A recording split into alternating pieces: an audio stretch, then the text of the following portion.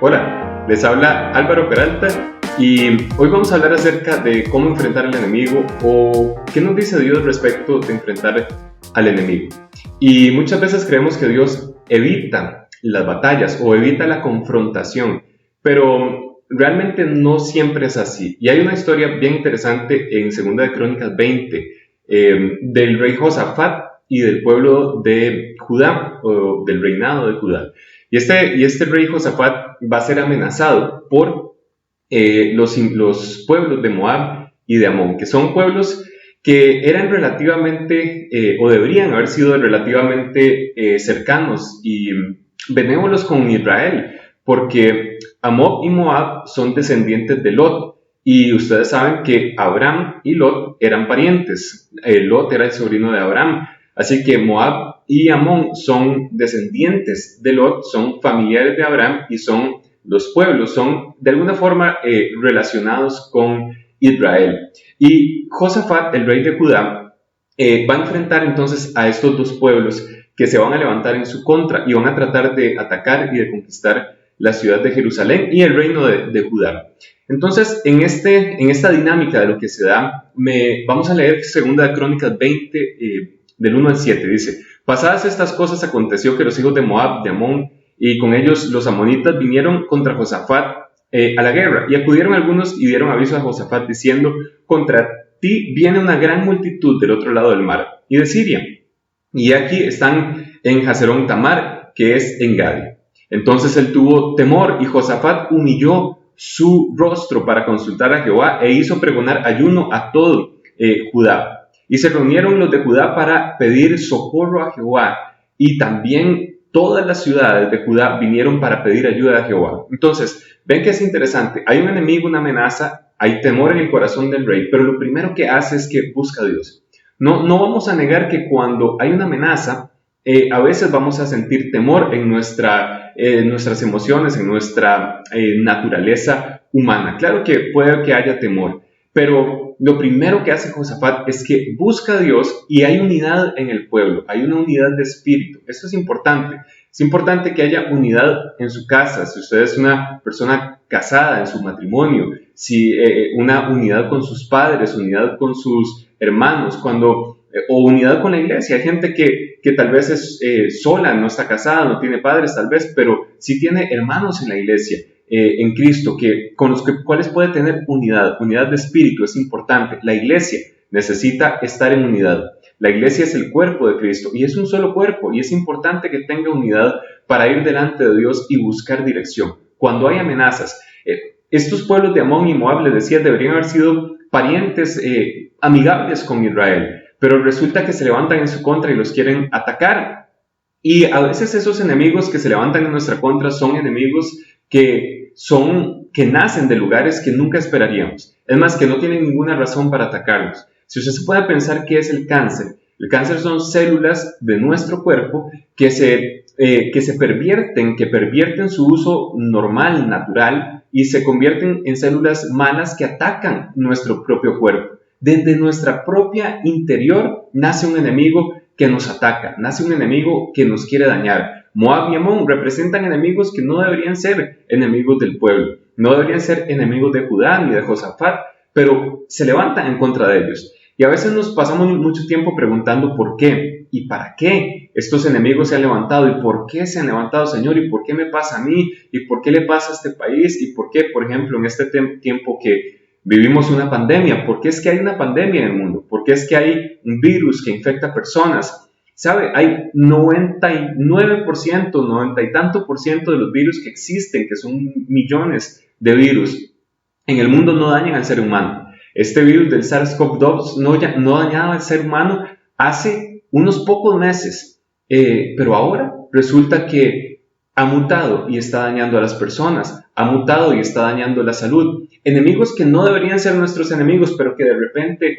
aparecen en el panorama y quieren dañarnos. La Biblia dice en Isaías que ninguna arma forjada contra nosotros prosperará. Dice, ninguna arma que se construya en nuestra contra va a prosperar. Así que yo creo que ninguna arma que se levante en su contra, ningún enemigo, aunque nazca de un lugar inesperado, aunque antes haya sido un amigo, un compañero de trabajo, un jefe, cualquier cosa, aunque sea algo en su cuerpo, en su propio cuerpo está tratando de dañarse a sí mismo, en sus emociones, ideas, cosas que están ahí, yo creo en el nombre de Jesús que ninguna arma forjada contra usted prosperará. Así que Josafat va a buscar primero la dirección de Dios y primero va a buscar a Dios y va a decir, Señor, necesito tu dirección.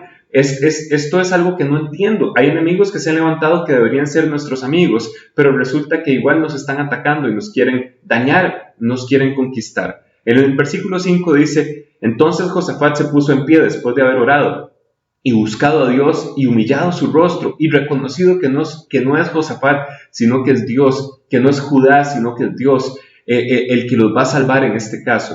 Se puso en pie en la asamblea de Judá y Jerusalén y en la casa de Jehová delante del atrio nuevo y dijo Jehová, Dios de nuestros padres, ¿no eres tú el Dios en los cielos y tienes dominio sobre todos los reinos y las naciones? ¿No está en tu mano el poder y la fuerza? Que no hay quien te resista. Dios nuestro, ¿no echaste a los moradores de la tierra donde tu pueblo Israel y la diste por descendencia a Abraham, tu amigo, para siempre? Vea que Josafat empieza a adorar a Dios. Y la adoración no es otra cosa que magnificar a Dios. Es empezar a exaltar, a decir Dios lo grande que es, lo maravilloso que es, lo bueno que es. Es empezar a decir Dios es todopoderoso, creador de los cielos y de la tierra, de todo lo que en ellos hay. Es esta dinámica de magnificar a Dios que hace a Dios o la imagen que tenemos de Dios crecer en nuestra propia mente. Esto es un asunto de la mente, en nuestra propia mente. La adoración a Dios, claro que agrada a Dios, pero hace que Dios se vea más grande para nosotros. Entonces, cuando magnificamos a Dios, el problema se ve más pequeño. Magnificamos a Dios y el problema se ve más pequeño. La Biblia dice, mayor es el que está en mí que el que está en el mundo, o mayor es el que está en nosotros que el que está en el mundo. Dios es más grande. Dios es el creador de todas las cosas, de todos los seres que existen, inclusive de los ángeles. No hay nada más grande que Dios. A veces hemos querido como poner al diablo en la misma categoría de Dios y ponerlos a competir, por decirlo de alguna forma, cabeza a cabeza, como pares, pero no es cierto. Dios es el creador inclusive de Lucifer, que se rebeló contra Dios y se convirtió en Satanás. Dios es el creador de todas las cosas. Dios es todopoderoso, todo lo sabe, está en todos lugares. Entonces no hay nada, no hay ninguna cosa en el mundo que sea más grande que Dios. Entonces, Josafat se humilla ante Dios, se humilla juntamente con el pueblo, hay unidad de espíritu, hay unidad a la hora de pedir dirección a Dios, hay humillación delante de Dios. Primera Pedro 5:6 dice, humillaos pues bajo la poderosa mano de Dios, Él los exaltará cuando fuere el tiempo, echando toda vuestra ansiedad sobre Él, porque Él tiene cuidado de vosotros. Eso significa que Dios tiene cuidado de nosotros.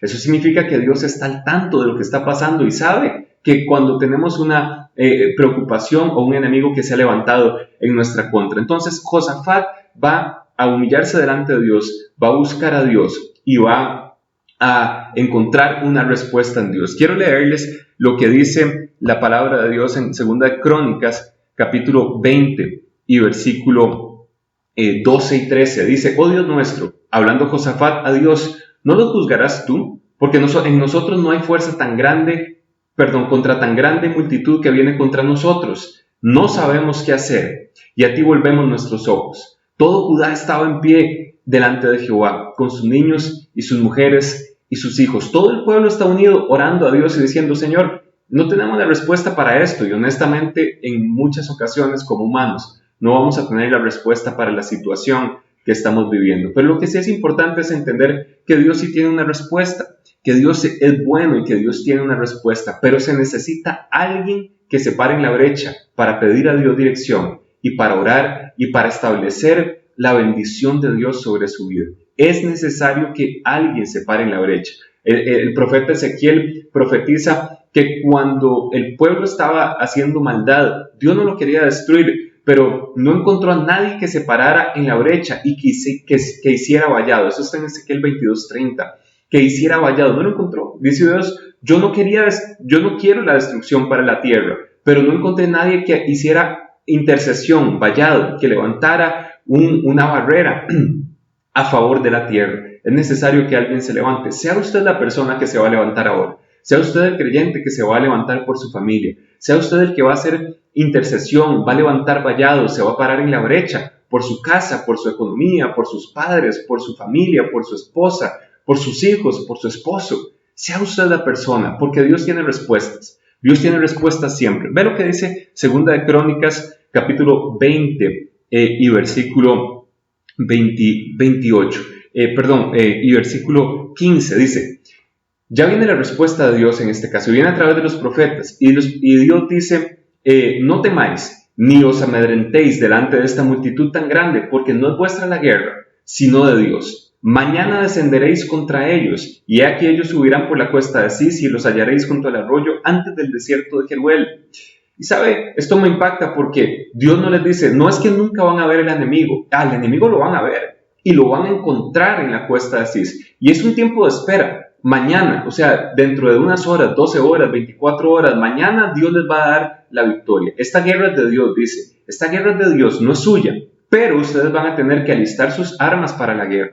Van a tener que preparar los escudos. Van a tener que vestirse con la armadura. Y van a tener que marchar contra el enemigo. Y lo van a encontrar en la cuesta de Cis. Y lo van a encontrar. Entonces nosotros no tenemos que tener miedo de marchar contra el enemigo, de levantarnos y atacar de frente al enemigo que nos está amedrentando o que nos está amenazando. Es decir, no tenemos que tener miedo de tomar las armas, que es la palabra de Dios, en oración y atacar la enfermedad con la palabra de Dios. Por la llaga de Jesucristo fuimos sanados. Así que esa enfermedad no tiene poder en mi cuerpo, esa enfermedad no tiene poder en mi casa. ¿Sabe? El Señor dice, pondrán sus manos sobre los enfermos y sanarán. Tiene un hijo enfermo, ponga sus manos sobre ese hijo y declare en el nombre de Jesucristo sanidad. No le dé espacio al enemigo, no tenga miedo de levantarse y caminar en contra del enemigo, porque Dios lo que dice es, van a marchar ustedes, pero la guerra es mía, la victoria es mía. El versículo 17 dice, no habrá para qué peleéis vosotros en este caso.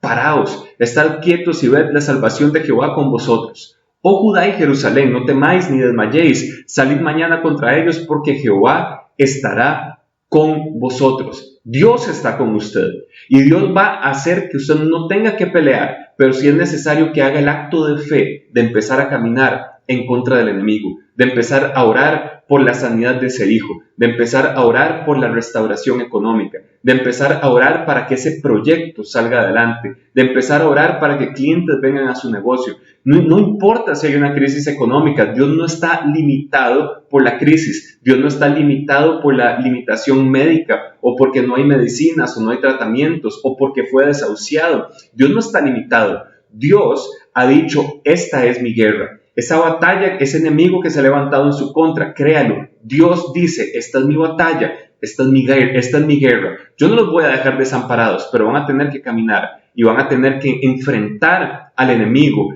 Y en el momento de pelear, en el momento de empezar a pelear, es cuando se va a ver la respuesta de Dios. ¿Por qué? Es muy sencillo, porque al final de cuentas, cuando el pueblo se mueve por fe, cuando nosotros nos movemos por fe, cuando nosotros empezamos a dar pasos de fe creyendo en la promesa de Dios. ¿Cuál es la promesa? No tengan miedo, no tengan temor. Yo peleo por ustedes. Esta es mi guerra. Y no habrá para qué peleéis vosotros en este caso, sino estad quietos y ver la salvación de Jehová con vosotros. Esa es la promesa de Dios. Dios pelea. Dios peleó en la cruz del Calvario nuestras batallas. Jesucristo murió y venció en la cruz del Calvario y nos dio toda bendición espiritual en los lugares en Cristo, celestiales en Cristo, y nos dio todas las cosas juntamente con Jesucristo. Dios a los que creen en Él, todas las cosas. Pero resulta que nosotros tenemos que dar el paso de fe, creer que lo que Dios dijo es verdad, que lo que Jesús hizo ya está hecho y es verdad, y recibirlo por fe. ¿Sabe qué pasó? Cuando el pueblo empieza a caminar, salen primero o preparan primero a los sacerdotes para que adoren a Dios y para que empiecen a cantar alabanzas mientras el pueblo sale. Cuando cantamos alabanzas es diferente la oración, o cuando hablamos alabanzas es diferente la oración, porque estamos exaltando a Dios porque es bueno y para siempre su misericordia. Y estos sacerdotes empiezan a decir, Dios es bueno y para siempre es su misericordia, y empieza a caminar, a marchar el pueblo a la guerra. ¿Y sabe qué pasó? Cuando el pueblo llega al campo de batalla, los enemigos, Moab, Amón y el monte de Seir, se habían vuelto unos contra otros y se habían matado entre ellos. Y en el campo lo que habían eran despojos para el pueblo de Israel. Un botín de guerra.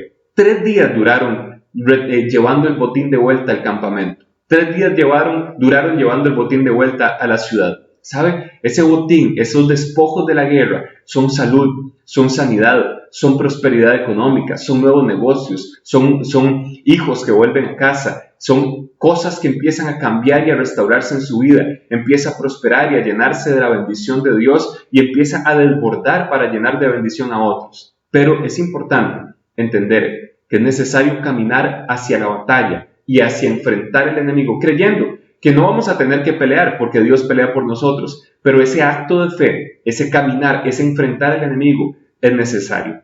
¿Sabe? Es importante que nosotros tengamos esta convicción. Las promesas de Dios son firmes y son ciertas y no cambian, pero es necesario que nosotros las tomemos por fe y las recibamos por fe.